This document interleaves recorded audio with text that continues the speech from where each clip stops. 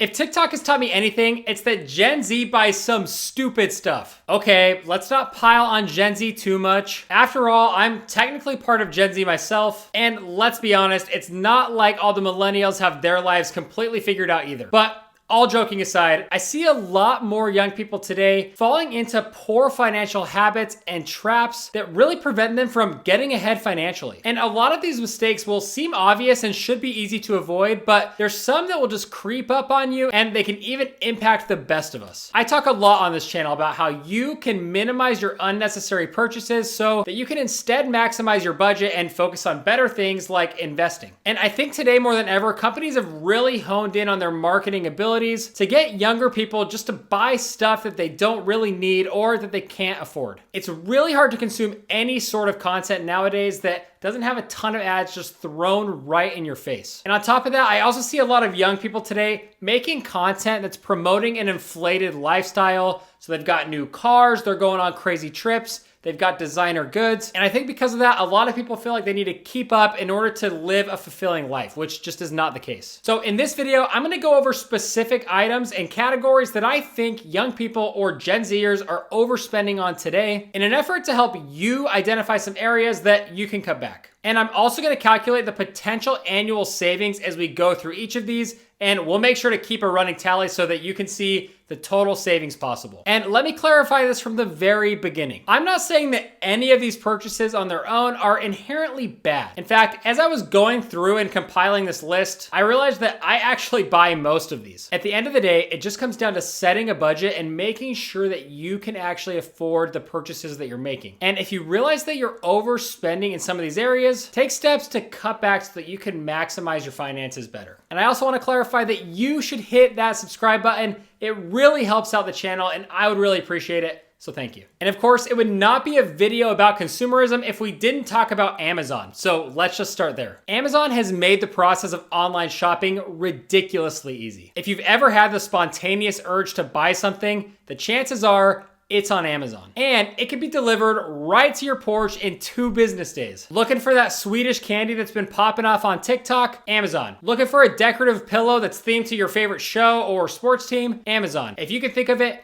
it's on Amazon, which is what people used to think about Walmart, but I think Amazon's better. It's got more stuff and I don't have to leave the house. And these are all reasons why Amazon is great, but it can also be a bad thing. Today, we have the entirety of the e-commerce world directly at our fingertips, which is gonna make impulse purchases more likely than ever. And it's crazy. I guess I live pretty close to an Amazon fulfillment center, which I didn't even know, but sometimes I'll order something on Amazon and it will show up to my house the very same day, like 2 hours later. I don't even know how they're making money on that. It's crazy. So how much exactly are people spending on Amazon? Well, on average, Amazon users spend $110 a month or $1,320 every year. But keep in mind that does not include what they actually pay for their Amazon subscription. So in order to actually take advantage of the Amazon Prime benefits, like that free 2-day shipping, then you have to subscribe. And that's gonna cost you $14.99 a month, or if you sign up for an annual plan, you can save money and it's $139 for the year. For the purposes of this content, I'm gonna assume that you're paying monthly. So the total for just the Amazon membership for the year is gonna be $180, bringing your total Amazon spend, so your shopping plus your membership, to $1,500 even. And honestly, I expected worse here. Maybe I need to get my own Amazon habits in check, I don't know. But don't get me wrong, because this average could still be too much for someone who cannot afford it or for someone who's looking to actually maximize their spending here. And I just wanna add, if you're in a bad situation or if you're trying to pay off debt or something like that, then I don't want you to give $1 to Amazon. Cancel your membership, don't buy anything from Amazon, because it's really just promoting you to spend money you don't have. So cut Amazon if you're in that situation. But I'm gonna give my savings advice here, which if you're in a relatively good financial situation, I think you're gonna find it's pretty lenient. Because honestly, for most people, I'm totally fine with you having an Amazon subscription as long as you're able to manage it well. I think that overall, Amazon Prime is a good value, and if you can afford it, go for it. But just remember, you need to look at how much you're actually spending on Amazon, and you need to break it down and figure out how much you're spending on needs and how much you're spending on wants. Both are totally fine, but you just need to make sure they both fit within your budget. And be honest with yourself here. I'm sure not all of your Amazon purchases are stuff you need. In fact, I would say that most of them probably are not needs. Whether or not you have room to cut down on Amazon also depends on what you're buying. For example, someone who's spending $100 a month on household necessities like cleaning supplies, toilet paper, etc., is not the same thing as someone who's spending $100 on just crap that they're gonna use once and then never touch again. So if you're looking at this as a potential area to find savings, then that's something you're gonna wanna look at. Do you actually have items that you can cut out? And like I said, this video is all about savings. So let's calculate the potential savings here. Let's make the basic assumption that half of what the average consumer buys on Amazon is for needs and the other half is for wants. So if we look at the average monthly spend, which is $110, let's take our $55 that's dedicated for needs and set that aside because we have to spend that money. And now let's take the $55 we have set aside for wants. And again, I'm not saying you have to cut out wants completely. It's okay and it's actually good to buy things you want every now and again. The point of this video is that we're looking for small areas that we can find savings in that are gonna build up and add value over time. So let's just skim a little bit off the top, and instead of saying $55 towards wants, you only spend $35 towards wants. And honestly, you're not even gonna miss that 20 bucks worth of crap. This is not gonna impact your life at all, and it's gonna generate total annual savings of $240. And like I said, we're gonna track our total savings, so let me put that right here. Again, if you're in debt or if you're struggling financially, don't use Amazon at all. It's designed to get you to spend more money than you actually need to. Cancel your subscription, and for those necessities, just physically go to the store and buy them. Do not use Amazon. But I digress. All right, now let's talk about everyone's favorite subject, influencers. And more importantly, the products that they're pushing. I already mentioned this, but I feel like I cannot get on TikTok today without just having a bunch of products thrown in my face. Even if it's from something that's supposed to be organic content, it just seems like everyone has something to sell. And over the last decade, companies have shifted their marketing approach to include influencer-based marketing. Because if you have a connection with someone, whether that's someone in your personal life or whether that's just someone that you follow online or on social media, then you're more likely to actually take their advice and buy a product. And again, there's nothing inherently wrong with this, but you just need to be careful. Whenever anyone is recommending a product to you, whether they're an influencer or not, you need to ask yourself what their intentions are. They're probably trying to make money, which I don't have an issue with. I follow a lot of content creators. I love YouTube. A lot of them run ads on their channel, and I'm totally fine with them supporting themselves financially. But just keep in mind that when you're listening to anyone's opinion, you should know what their intention are and what their motivation is, because they are likely incentivized for you to take a certain action or purchase a certain product. According to influencermarketinghub.com, 21% of people age 18 to 54 end up buying something directly from someone on social media at some point in their life. And I don't have any data, this is just an assumption, but I would guess that most of those people skew towards the younger end of that range. So similar to Amazon, there's nothing wrong with buying this stuff as long as you budget for it and as long as you can afford it and as long as you're being intentional about it and not just impulse buying for the sake of buying. But if you were looking to save money, this is definitely where you could achieve that. There isn't a lot of data surrounding what the average consumer spends on influencer marketed products. I'm sure that data is out there somewhere, but I don't have access to it. And I'm sure it varies quite a bit from industry to industry. So let's make our assumption really nice and simple. Let's say that you're more cognizant about it. You're spending less on products that are marketed to you through social media. And I just want to take a second. Even if you don't think you buy anything on social media, this is still impacting you in some way. Even if you're not buying directly from a creator, they're still running ads, you're still going out and shopping, and subliminally, maybe you come across one of those products and something clicks in your brain and you want to buy it.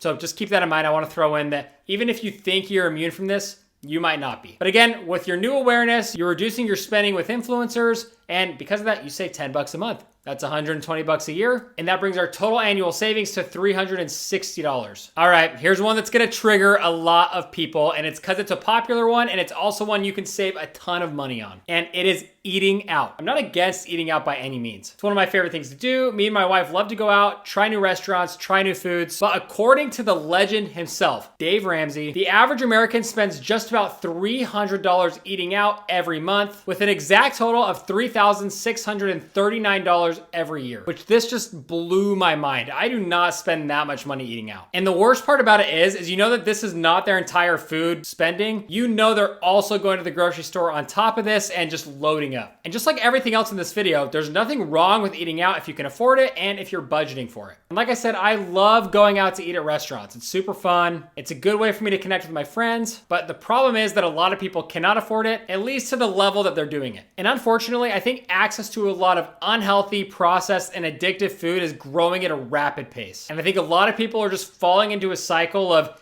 eating unhealthy foods because they're addictive. It makes them feel better. It's easy to access. And I don't mention this to remove blame from those individuals because there is a sense of personal responsibility here for sure. But it's easy to see why Americans are spending so much on eating out. So again, if you're going out to restaurants a lot, make sure you're budgeting for it. And also just make sure you're taking care of yourself physically as well. Definitely treat yourself every once in a while, but you also want to be careful with what you put in your body, and your future self is going to thank you for that. But this is not a fitness or nutrition channel. I'm not qualified to talk about that at all, so that's all I'm going to say about that. When it comes to savings, I like to keep my personal eating out budget at around $200 a month, which I think still allows me to enjoy new places often. So don't just take that as a blanket statement. Make sure 200 bucks potentially fits within your budget and adjust that as needed. But let's just say for this example, we lowered the average eating out expense from $300 down to $200, giving us annual savings of $1,200 a year, which is huge. It's honestly shocking and surprising to see how much of our money we eat every year. With those savings, our total annual savings for this video have climbed to $1,560. It's not a bad chunk of money. And if you're looking to dramatically increase your savings,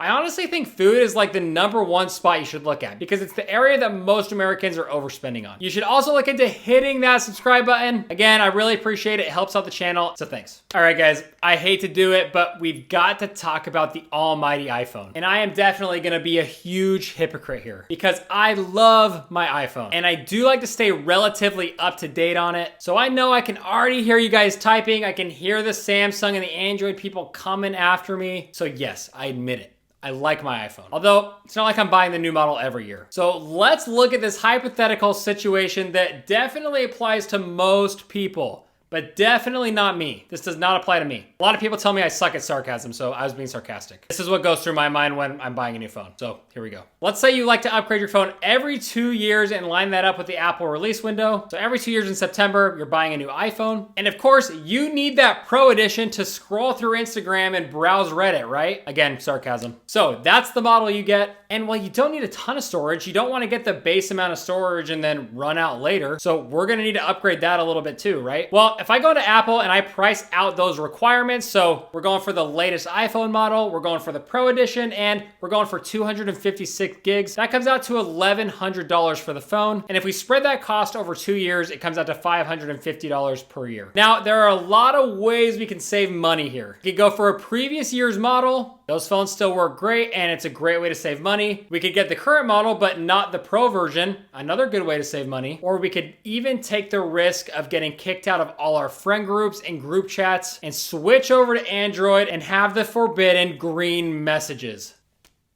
No, I kid, but I'm not even gonna make you do any of that. I think there's one way that you can still get the iPhone you want and save money. And it's just to hold off on buying a new one. Do you really need a new iPhone every 2 years? Contrary to what you might read online or what you hear people gripe about, iPhones are actually notorious for their longevity because they're actually known for lasting years and years. And because of that, they actually hold their value better than most other phones as well. So for our savings, let's just say that instead of getting a phone every 2 years, you get one every 3 years, which would drop our annual cost from $550 down to $366 a year. And if you wanted to, you could stretch that out even more by waiting another year or two. Trust me, your phone will last, it'll be fine. But for now, let's leave it to 3 years, and this brings our total annual savings to $1,743. And I'm such a hypocrite because I'm gonna keep upgrading my phone every 2 years. So there, I'm honest, I said it. Let's move on. All right, this next one is one that I actually really hate. Like, it can piss me off for real. And it is designer goods. And I just don't, I do not get designer goods at all. Unless you have more money than you know what to do with, and I'm talking like multiple millions of dollars here, then why would you even want to buy designer goods? It's just a waste of money. The only purpose of designer goods is to make people feel like they're rich even when they're not. And that may be controversial, but I said it. I like to think that I'm not a judgmental person, but when I see anything designer,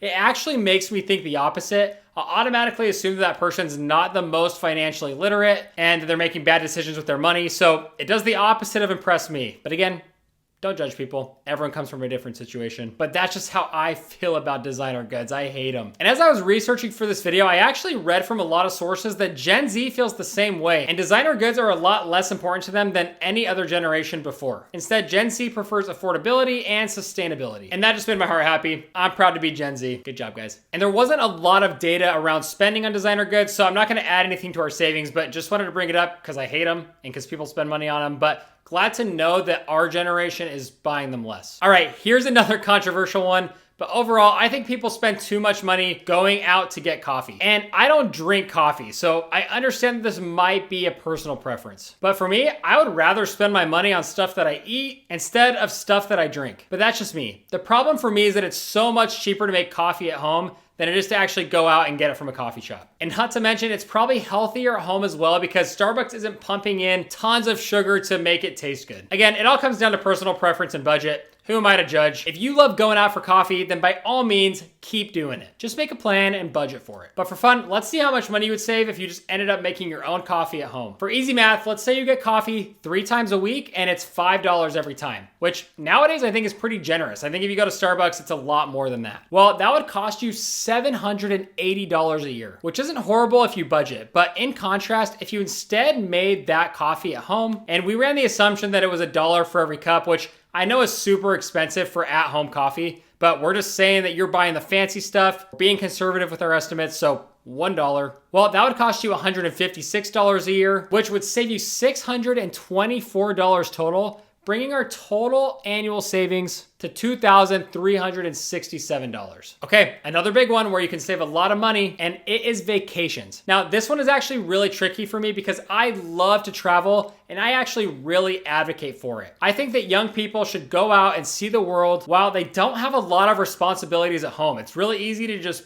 pick up and go at this stage of life. So don't think that I'm telling you to just sit at home and not travel, because that's not the case. Travel is a great thing. But overall, I do think that Gen Z could do more to save money when they do travel. According to ITIG.com, the average Gen Zer spends $11,766 per vacation they go on, which just blew my mind. When I graduated from college, I went to Asia for 6 weeks, and I don't think I even came close to spending that much money. It's crazy. Now, I'm all for travel, but you've got to find a way to cut down. And I'm going to assume you don't actually spend $11,000 per trip.